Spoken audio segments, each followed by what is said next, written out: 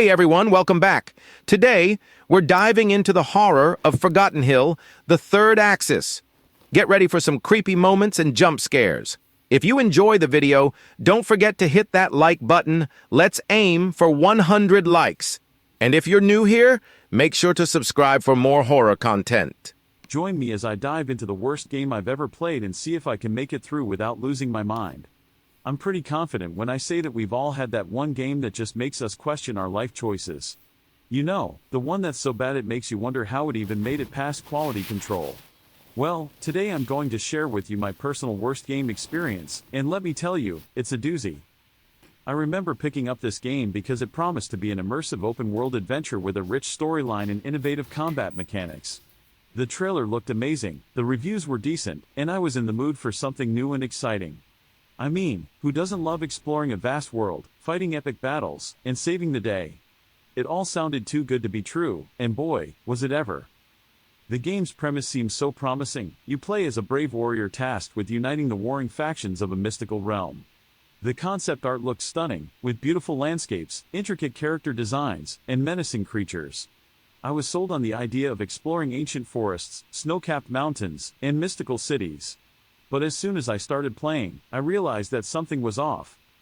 The gameplay mechanics felt clunky and unresponsive, making even the simplest tasks a chore.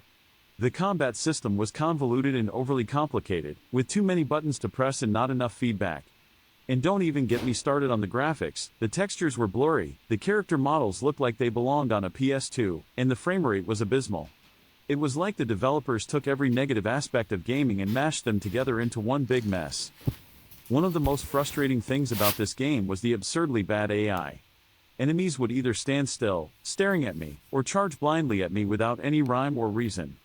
The pathfinding was atrocious, with characters getting stuck in infinite loops or clipping through walls. And the voice acting? Oh boy, it was cringe-worthy. The dialogue sounded like it was written by a room full of monkeys with typewriters, and the delivery was about as convincing as a kindergartner's excuse for not doing their homework. But the final nail in the coffin was the story. It was like the writers took every cliché from the fantasy genre, threw them in a blender, and hit puree. The plot twists were predictable, the characters were one-dimensional, and the dialogue was cheesy. I found myself rolling my eyes so hard they got stuck that way. The most frustrating moment I encountered was when I spent an hour trying to complete an objective, only to realize that it was bugged and I had to restart from the last checkpoint. I was so angry that I almost threw my controller out the window. It was like the game was intentionally trying to troll me, and that's when I knew I had to put it down for good. In the end, this game taught me to be more cautious when buying games based on hype alone. It's a valuable lesson, and one that I'll definitely keep in mind for future gaming purchases. So, there you have it, the worst game I've ever played. It was a wild ride, but not in a good way. So, what's the worst game you've ever played? Share your horror stories in the comments below. And if you want to see more gaming content, be sure to check out my other video where I play through one of my favorite games of all time. Thanks for watching, and I'll catch you all in the next video.